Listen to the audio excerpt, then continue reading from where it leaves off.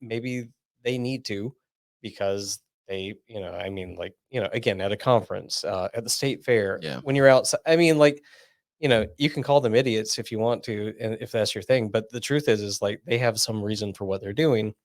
Yeah, there's something there. And so, but I've also like I was at a church, Immunocompromised parent.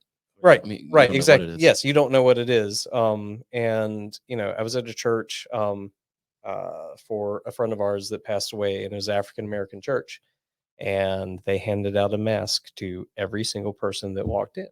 And and I think because also that community was affected probably Yeah. harder than the Caucasian Mhm. community was.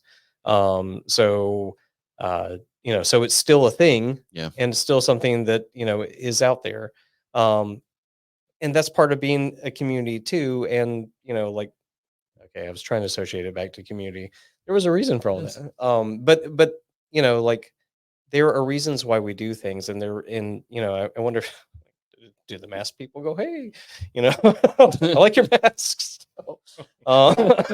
Any mask people, Yeah, if you're in the social medias, let us know. but I think that you were saying what is the thing that for maybe like our generation that Yeah, right. has starting to define that. And you're right. You're going to have the COVID babies. Yeah. First of all, just like you had baby boomers after World War II. But then you also have these pocket communities that have Yeah. come that, like, my heart goes out to the people that are wearing masks, because I feel like they're those are some people that maybe Yeah. they're left behind. Could be. You brought up mask people, so I Mhm. can bring up conspiracy theories. Oh, I'm not a conspiracy theory Yeah. person, but it seems like we're talking about communities. And we dabbled a little bit in online communities and stuff like that. Yeah. It certainly seems like post-COVID. Let's back up. So 9/11, Mhm. September 11th, there was a very much of a coming together Right. after that, right? I mean, Yeah. we were very patriotic, and we were like helping each other and stuff like that. Yeah. Let's, not long after that, Facebook is a thing. We all know what a trash pile Facebook is. Mhm. We have COVID. Now it certainly seems like there's a huge move towards like individualism, right? In self-centeredness. Mhm.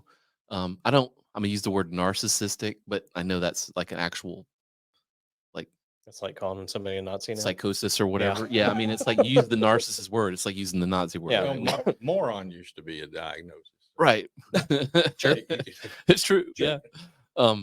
But it just seems like, any kind of time you look at like Instagram or YouTube or whatever, it's just people just talking about themselves, we're just so focused on ourselves, right? I mean, And COVID didn't help that. yeah, because everybody's locked up. yeah, And so you're only thinking about yourself Yeah. at that point. Exactly. I'm not much, but I'm all I think about. Mm-hmm.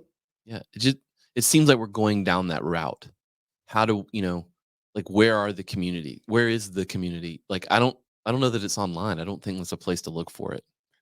No, but I'm hopeful about it because, like you were saying, we seem to be coming out of it somewhat. We went to see David Sedaris at the Koger Center this week, and if there's anybody that's not going out, that guy's definitely it's the NPR crowd. Yeah, that was that community. Yeah, they definitely wear masks to the grocery store. Definitely wear a mask and don't use. And everybody's in need of either hair or hair coloring, and so.